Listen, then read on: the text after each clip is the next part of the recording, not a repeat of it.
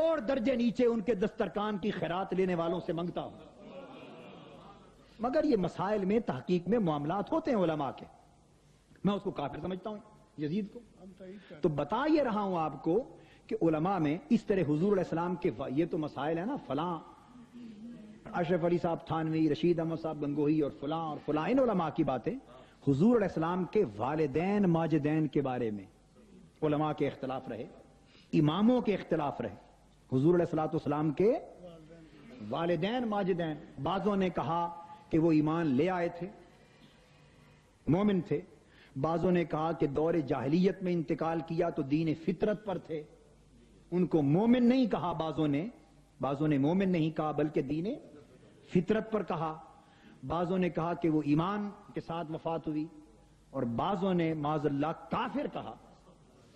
میں علماء کی، ائمہ کی، مفسرین کی باتیں بتا رہا ہوں. بعضوں نے معاذ اللہ کہا کہ وہ کفر میں انتقال ہوا، ایمان ہی لائے. بعضوں نے کہا کہ جاہلیت یا کفر میں جیسے بھی انتقال ہوا، بعد میں حضور علیہ السلام نے معجزتاً ان کو زندہ فرما کے کلمہ پڑھا کے امت میں شامل کیا. اب یہ چاروں قسموں کے فتوے موجود ہیں، چاروں قسموں کے فتوے، اور چاروں آپ کے امت میں. اب یہی بتا رہا تھا علم پڑھنا چاہیے. علم کچی پکی روٹی پڑھ کے آدمی رائے نہ بنا، علم پڑھے. تو امت میں چاروں کے چاروں نقطہ نظر ائمہ اہل سنت ہی کے، یہ سارے ائمہ اہل سنت ہی میں ہیں جن کے چاروں قسم کے فتاوا ہیں. مگر ہم مثلا میں اور ہمارے اور بھی علماء اور اکابر، ہم ان کے ایمان کے قائل ہیں، ہم ان کے ایمان کے قائل ہیں. اور میں حضور کے والدین ماجدین پر نہ صرف فاتحہ بلکہ ان کا وسیلہ دے کر دعائیں مانگتا ہوں. ہم یہاں تک قائل ہیں. اور ہم جب مسجد مدینہ پاک حاضر ہوئے تو ابوا شریف کے اڈے پر رک گئے. رمضان المبارک تھا اور میں نے سارے قافلے کو کہا، 55 لوگوں کو، کہ آؤ آج کی افطاری حضور کی والدہ ماجدہ کے مزار شریف کی بستی ہے، ان کی طرف سے میں دیتا ہوں. یعنی ہمارا ایمان اس طرح کا ہے. مگر بتا یہ رہا ہوں کہ مختلف فتوے ہیں. سمجھ گیا نا بات؟ اور یہاں ایک نقطہ سمجھاؤں.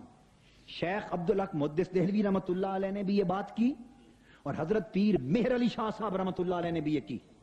یہ بات میری کتاب ہے شرعی مسائل، شرعی تحقیق مسائل کا شرعی اسلوب، تحقیق مسائل کا شرعی اسلوب. میری کتاب ہے چھوٹی سی، وہ اہل علم کے لیے پڑھنے کے قابل ہے. بڑی اچھی کتاب، فائدہ مند ہے. اس میں حوالہ جات درج ہیں. حضرت شیخ عبدالحق محدث دہلوی نے بھی فرمایا اور حضرت پیر مہر علی شاہ صاحب رحمۃ اللہ علیہ نے بھی فرمایا حضور کے والدین ماجدین کے مسئلے پر. انہوں نے کہا کہ بہت سے پہلے ائمہ اور اکابر جو علماء پہلے ہو گزرے، ان پر حضور علیہ السلام کے والدین ماجدین کے ایمان کا مسئلہ مستور تھا، ان پر منکشف نہیں ہوا تھا کئیوں پر. اور حضرت پیر مہر علی شاہ صاحب نے حضرت شیخ عبدالحق محدث دہلوی رحمۃ اللہ علیہ، جو اعلیٰ حضرت کے بھی پردادا شکردادا استاذ ہیں، جن سے حدیث چلی ہے، انہوں نے فرمایا کہ یہ ایمان والدین رسول صلی اللہ علیہ وسلم کا مسئلہ متاخرین پر منکشف ہوا ہے، متاخرین پر، بعد والے لوگوں پر منکشف ہوا. اس لیے بعد کے ائمہ کی اکثریت ایمان کے حق میں ہے اور پہلے والے اختلاف کرتے ہیں. تو جو پہلے ائمہ تھے ہم ان کے فتووں کی بنا پر بھی انہیں معاذ اللہ کافر نہیں کہتے، اور بعد والوں کو بھی کافر. خود حضرت ملا علی قاری رحمت اللہ، ان کا فتویٰ پہلا ان کے والد حضور کے والدین ماجدین کے بارے میں معاذ اللہ کفر کا تھا، ان کا فتویٰ. اور ان کے استاذ امام ابن حجر مکی حیتمی، ان کا فتویٰ ایمان کا تھا. پھر ایک خواب آئی، اس کی تعبیر انہوں نے بیان کی، تو اس کے بعد ملا علی قاری نے اپنا مذہب بدل لیا اور حضور کے والدین کے ایمان کے قول پر آ گئے. حاشیہ نبراس پڑھیے، شرح قائد نصفی کا شرح نبراس، اس کے اوپر حاشیہ پڑھیے، آپ کو معلوم ہو جائے گا، علامہ عبدالعزیز پرہاروی کا. میں نقطہ یہ سمجھا رہا ہوں کہ مسائل پر بھی اور ایمان اور کفر کے فتوے جیسے مسئلے پر، ایمان اور کفر کے مسئلے پر بھی علماء کے ہاں، ائمہ کے ہاں اختلاف چلتے رہے ہیں. مگر کبھی ایسا نہیں ہوا کہ ایک بزرگ کے فتوے پر ان کے پیروکاروں نے یہ شروع کر دیا اور کہنا بھی چونکہ ہمارے فلاں بزرگ کا اور فلاں فلاں فلاں فلاں اتنے بزرگوں کا فتویٰ کفر کا ہے، لہذا اب اس سے کوئی اختلاف نہیں کر سکتا. بھائی ان کا فتویٰ درست ہے، حق ہے، دلائل کی بنا پر ہے. انہوں نے بھی نیک نیتی سے، دلائل شریعہ سے، اتمام حجت کی بنا پر فتویٰ دیا. عند اللہ اپنے فتوے میں ماجور ہوں گے، اجر ملے گا.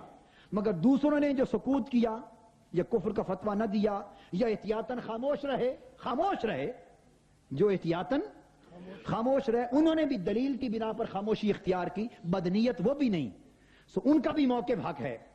چھوٹوں میں جس کا جی چاہے ان کے طریقے کو اپنا لے، جس کا جی چاہے ان کے طریقے کو اپنا لے، یہ بھی ہمارے بڑے ہیں اور وہ بھی ہمارے بڑے ہیں۔ یہ ہے شیوہ علم۔ علامہ ابن تیمیہ، کیا نام؟ ان کو تاریخ کی کتابوں میں شیخ الاسلام لکھتے ہیں۔ آپ پڑھیے امام جلال الدین سیوطی کو، امام ابن حجر مکی الہیثمی کو، امام سبکی کو، امام قسطلانی کو، امام شارانی کو، امام نبہانی کو، ان کتابوں کو اور ان کے فتاویٰ کو پڑھیے۔ اور امام نبہانی نے پوری اتنی ضخیم کتاب جمع کی علامہ ابن تیمیہ کی گمراہیوں پر، ضلالات پر، اتنے سخت فتوے لگائے ہیں علامہ ابن تیمیہ پر، اتنے سخت، مثلا اس طرح کے کہ انہوں نے حضور علیہ السلام کی بقول ان کے کہ انہوں نے کہا کہ جو حضور علیہ السلام کے مزار اقدس کی زیارت کی نیت کے لیے جائے، اس نیت سے سفر کرنا حرام ہے۔ بتا رہا ہوں کتنے کتنے اختلافات رہتے ہیں کہ جو زیارت رسول، مزار رسول صلی اللہ علیہ وسلم کی نیت کے لیے سفر کرے وہ سفر حرام ہے۔ اس پر گرفت کی، فتوے دیے۔ طلاق ثلاثہ پر عجیب اختلاف ہوا، اللہ پاک کی تنزیہ اور تشبیہ اور نزول علی السماء دنیا کے مسئلے پر گرفت کی، کفر تک کے فتوے لگائے بعضوں میں، مگر باوجود اس کے انہوں نے فتوے بھی لگائے، گرفت بھی کی، اور کتابوں میں جہاں نام لکھا شیخ الاسلام ابن تیمیہ۔ یہ شیوہ علم سمجھا رہا ہوں کہ طریقہ ادب حیا لحاظ کا اس طرح ہوتا ہے علم میں، فتوے بھی لگائے اور ساتھ لکھا شیخ الاسلام ابن تیمیہ یقول ھکذا، رد بھی کیا مگر نام بھی احترام سے لیا۔ یہ شیوہ علم ہے۔ جب ہم اس طریقے کو نہیں اپنائیں گے تو امت تو آپس میں گلے کاٹ کھائے گی ایک دوسرے کے۔ اب وہ فتویٰ دیتے ہیں حضور کے مزار اقدس کی زیارت کی نیت کے سفر کو بھی معاذ اللہ جائز نہیں سمجھتے۔ اور میں آپ کو اپنی بات بتاتا ہوں، میں ہر سال حاضری دیتا ہوں، ہر سال، سن لیجئے میرا مسلک بھی، ہر سال حاضری دیتا ہوں، عمرہ بھی کرتا ہوں، مگر میں خانہ خدا میں بیٹھا ہوں، رب ذوالجلال کی عزت کی قسم کھا کے بتا رہا ہوں، میں عمرے کی نیت سے جاتا ہی نہیں، میں صرف آقا کی بارگاہ تکنے کی نیت سے جاتا ہوں۔ میں مقصود سفر وہاں جانا فقط حضور کی حاضری سمجھتا ہوں، اور عمرہ سمجھتا ہوں حضور کے صدقے ضمناً ہو گئے۔ مقصد سفر کا حضور کی بارگاہ میں حاضری، عمرہ ضمناً۔ اور وہ بھی سن لیں، یہ بھی سن لیں میرا ایک بات، آج کہہ دوں، آپ نے چھیڑ دی ہے بات، تار چھیڑ دیے۔ میں قسم کھا کر کہہ سکتا ہوں کہ میں نے کبھی عمرہ بھی اپنی طرف سے نہیں کیا، اپنے نامہ اعمال کے لیے، جو عمرہ کیا حضور کی طرف سے حضور کے لیے کیا۔ اور اس سے اگلی بھی سن لیں، میں نے حج بھی کیا۔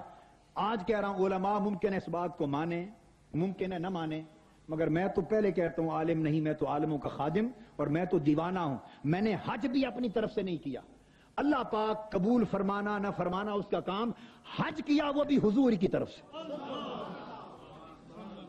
حج کیا وہ بھی حضور کی طرف سے۔ ہمارا تو حج بھی وہی، ہمارا کعبہ بھی وہی، ایمان بھی وہی، سب کچھ، مگر یعنی اتنا فرق ہے نقطہ نظر میں، مگر کافر کبھی علامہ ابن تیمیہ کو نہیں کہا۔ فتوی علماء کے موافق بھی مخالف بھی، ایک طریقہ چلا آیا۔ اس طرح مختلف یہ بھی کیا ہوتا تھا، عبارتوں پر گرفت ہوتی تھی۔ علامہ ابن تیمیہ نے عبارتیں لکھی، انہی عبارتوں پر گرفت کی، گرفت کرنے والے علماء نے فتوے لگائے، بعضوں نے کہا عقائد گمراہ ہیں، غلط ہیں، درست نہیں ہیں، فتوے بھی لگائے، بعض خاموش رہے، بعضوں نے موافقت کی، بعض تکفیر تک گئے، بعض تفسیق تک گئے۔ یہ علماء کی اپنی اپنی تحقیقات ہوتی ہیں۔ ہمارا شیوا کیا ہے، جس نے جو فتویٰ لگایا ہم ان کے فتوے کو نیک نیتی پر مبنی، حق اور درست سمجھتے ہیں، باطل نہیں کہتے۔ بھئی آپ بیٹھیے نا، درمیان میں کھڑے نہ ہو۔ سو یہ مسائل پر، اعتقادی مسائل پر، عبارات پر بحث کرنا، گرفت کرنا، یہ علماء اکابر کا طریقہ رہا ہے اور ان کا حق ہے۔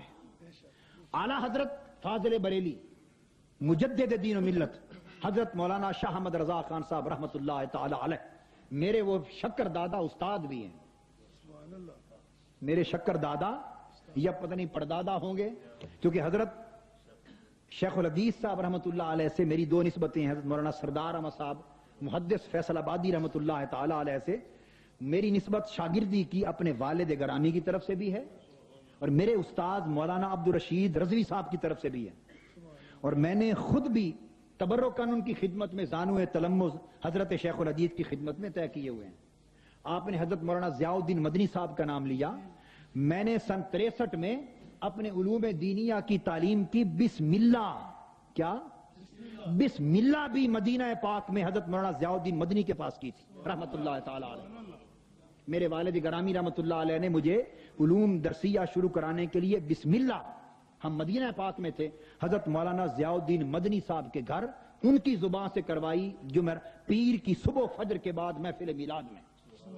اور مولانا مفتی محمد جمیل نعیمی کراچی والے یہ گواہ ہیں، جب 63 میں میری بسم اللہ مولانا ضیاء الدین مدنی صاحب کے پاس ہو رہی تھی، اس مجلس میں اور علماء اہل سنت کے علاوہ یہ بھی شریک تھے، مولانا مفتی جمیل احمد صاحب نعیمی بھی شریک تھے، اور علماء بھی بتائے، غالباً مولانا محمد عمر نعیمی صاحب بھی تھے، اور علماء بھی تھے، مجھے کئی نام بتائے، میں تو بچہ تھا۔ مقصد یہ بتا یہ رہا ہوں کہ ہماری نسبتیں شیخ الحدیث رحمۃ اللہ علیہ اعلیٰ حضرت کے سلسلہ تلمذ میں، بتانا یہ چاہتا ہوں، ہم یہ ہمارے اکابر ہیں، اساتذہ ہیں، نسبتوں پہ ہمیں فخر ہے، ہم ان کے خوشہ چین ہیں، اور میں نے عمر بھر اعلیٰ حضرت کی کتب سے استفادہ کیا ہے، اور میں خانہ خدا میں بتا رہا ہوں، مسجد میں بعض اصولی اور فقہی علمی مسائل پر اعلیٰ حضرت کی تحقیقات میں سے وہ کچھ نظم اور وہ چیزیں میں نے پائی ہیں جو 400-500 سال تک کے علماء کی کتابوں میں نہیں ملا، وہ ان میں سے ملا ہے، ان کا بہت بڑا مقام و مرتبہ ہے، اس پر میری کتابیں پڑھیں، اعلیٰ حضرت کے اوپر میں نے کتابیں لکھی ہیں، اعلیٰ حضرت کے علمی نظم پر، کنز الایمان کے فنی محاسن پر تصنیف ہے میری، انٹرویو ہیں، وہ پڑھیں، اللہ کا فضل ہے۔ میں جب انڈیا گیا، میری اہلیہ میرے بچے میرے ساتھ تھے، دہلی علاج کے لیے گئے، بیمار تھے، مگر باوجود ان کی بیماری کے بریلی شریف اعلیٰ حضرت کے مزار کی زیارت کے لیے خود بھی اور اپنی اہلیہ کو بھی لے کر گئے۔ یہ مت کوئی سمجھے کہ اسی کا تعلق ہے اعلیٰ حضرت کے ساتھ، کوئی ٹھیکیدار نہیں ہے سنیت کا، اعلیٰ حضرت کا اور اعلیٰ حضرت کے علوم اور فیضان کا کوئی ایک ٹھیکیدار نہیں۔ ہر وہ شخص اور اہل سنت جس نے اس طریقے علم سے، اس سلسلے سے خوشہ چینی کی ہے، ایک ریزہ اور ذرہ بھی لیا ہے، اس کا بھی اتنا ہی تعلق ہے جس طرح کسی اور کا تعلق ہے۔ سمجھانا چاہتا ہوں، یہ نیاز مندی اور اعلیٰ حضرت کے مزار اقدس کی چادر اتار کر میرے گلے میں ڈالی گئی، دستار بندی کرائی گئی۔ خیر یہ تو جدا باتیں ہیں، اور میں یہاں تک بھی آج بتا دینا چاہتا ہوں کہ کوئی کہے جی اعلیٰ حضرت کے مسئلے کو نہیں مانتے، یہ کیا ایک شوشہ وسوسہ لوگوں کے ذہنوں میں ڈال رکھا ہے آپ لوگوں نے۔ میں خانہ خدا میں بیٹھا بتا رہا ہوں، خانہ، اور جھوٹ بولنے والے پر اللہ کی لعنت ہے، اور اللہ کے رسول کی لعنت، اور تمام ملائکہ کی لعنت، اور قیامت تک تمام اہل ایمان کی لعنت، وہ جہنمی ہے جو جھوٹ بولے۔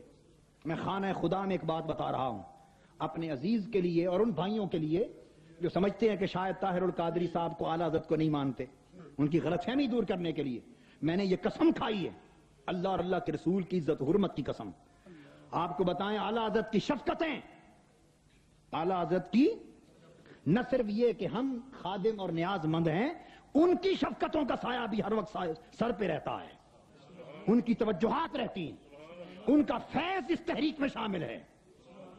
اور میں نے اس لیے قسم کھا کے بتائی جو قسم کھائی اللہ اور اس کے رسول کی عزت کی قسم، اور جھوٹ بولنے والے پر لعنت اور وہ جہنمی۔ میں آپ کو یہ ایک خواب کا واقعہ ہے، مگر میں آج آپ کو بتا دیتا ہوں، آج سے کئی سال پہلے کی بات ہے، مجھے درد گردہ ہوئی، میں سمن آباد میں تھا، مکان میں رہائش پذیر تھا، آج بتا رہا ہوں، یہ بات آپ سب کہیں گے کہ کبھی آپ نے نہیں، نہ کبھی سنائی کسی کو، قریب حلقے کو بتائی، قریبی حلقے کو علم ہے، مگر نہ کبھی عام سنائی، نہ کبھی لکھی، نہ ضرورت اور نہ ضرورت ہے، ہم یہ اڑاتے پھریں۔ آپ نے آج بات چھیڑی ہے تو میں بطور ریکارڈ کے بتا رہا ہوں تاکہ دنیا بھر میں لوگ اس کو بے شک جانیں۔ درد گردہ ہوئی اور بڑی شدید درد گردہ ہوئی، ایک بار ہوئی جب میں لا کالج ہاسٹل میں وارڈن تھا، یہ دوسری بار ہوئی جب میں سمن آباد کے مکان میں تھا، اس وقت کی بات کر رہا ہوں۔ 3 دن تڑپتا رہا بڑی شدید درد گردہ سے، نہایت کمزوری اور نکاہت ہو گئی، نہایت کمزوری اور نکاہت ہو گئی۔ اور ان دنوں شادمان میں میرے درس قرآن اور درس تصوف ہوتے تھے، اور 3-4 دن باقی رہ گئے، غالباً درس قرآن ہونا تھا یا درس تصوف ہونا تھا، اب یہ یاد نہیں، درس قرآن یا درس تصوف کی کوئی تاریخ تھی، 3-4 دن رہ گئے تھے، درس تصوف ہونا تھا۔ آپ کو پتا ہے اس واقعے کا؟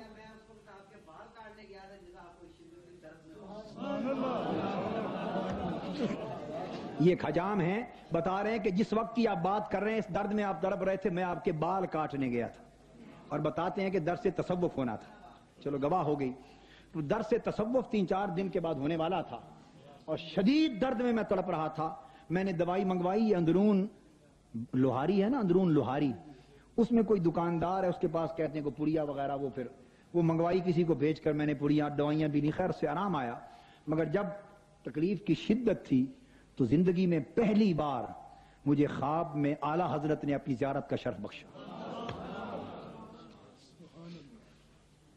اس درد گردہ میں، شدت میں جب تڑپ رہا تھا، پہلی بار زندگی میں کرم کیا اور خواب میں اپنی زیارت اور اپنی شفقت سے نوازا۔ اور میں نے خواب دیکھا کہ میں کہیں گھر سے باہر گیا ہوں، اور مجھے کسی نے باہر بتایا ہے کہ تم باہر پھر رہے ہو اور اعلیٰ حضرت تمہاری عیادت فرمانے کے لیے تشریف لائے ہوئے ہیں، گھر میں بیٹھے۔ میں دوڑا دوڑا گھر آیا ہوں تکلیف میں، اعلیٰ حضرت چارپائی پہ تشریف فرما ہے، حضرت مولانا شاہ احمد رضا خان صاحب رحمت اللہ تعالی علیہ قدس السر العزیز تشریف فرما ہے، اور آپ نے سفید احرام باندھا ہوا ہے، سفید احرام، اوپر بھی جس طرح احرام ہوتا ہے نیچے اس لباس میں، یہ لباس بھی ان کی شان بتا رہی ہے کہ کیا شان ہے، یعنی روح ان کی گویا ہر وقت ہمہ وقت احرام میں ہے، یہ مقام روحانی۔ اس حالت میں میں آیا، اعلیٰ حضرت اٹھ کھڑے ہوئے اور مجھے اپنے سینہ مبارک سے لگایا۔ میں نے عرض کیا حضرت آپ نے کیوں تکلیف فرمائی؟ تو آپ نے فرمایا بیٹا یہ جو بھی شفقت بھرا کلمہ ارشاد فرمایا تمہیں بہت تکلیف تھی، ہمیں اطلاع ملی، ہم تمہاری عیادت کرنے کے لیے آئے، تمہاری طبیعت اور مزاج پرسی کے لیے میں آیا ہوں۔ اور جب اعلیٰ حضرت اٹھے مجھے سینے سے لگانے کے لیے، لا الہ الا اللہ محمد رسول اللہ، ان کے جو احرام کا کپڑا تھا مجھے ملنے سے پہلے سینے سے اتر گیا، ان کا سینہ مبارک ننگا ہوا، اور اس سینے کے ساتھ جب مجھے دبوچا تو ان کا جو فیض تھا وہ ٹھنڈک کی طرح ان کے سینے سے مجھے منتقل ہوا، تو کپڑا درمیان سے ہٹ گیا۔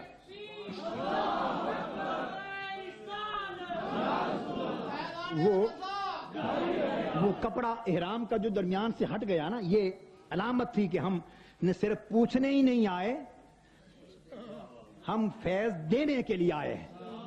اور اس کے بعد ہم بیٹھ گئے۔ میں نے عرض کی حضرت آپ کی واپسی کب ہوگی؟ بریلی شریف کب واپس تشریف لے جائیں گے؟ تو میں نے اس لیے قسم کھائی تھی اور کہا تھا جو جھوٹ بولے اس پر خدا کی لعنت۔